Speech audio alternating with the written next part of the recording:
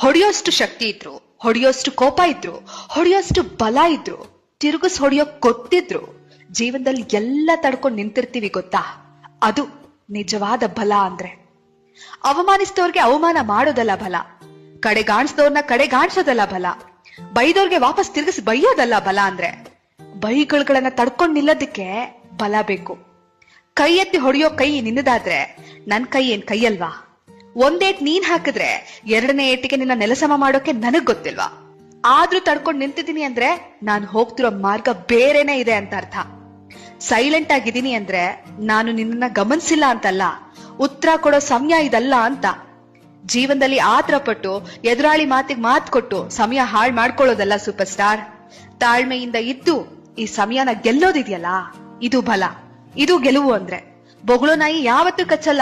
ನೀನ್ ಮುಂದಕ್ಕೆ ಹೋಗ್ತಾ ಇರು, ನಿನ್ನ ಸಾಧನೆನೇ ಎಲ್ಲರಿಗೂ ಉತ್ತರ ಕೊಡುತ್ತೆ.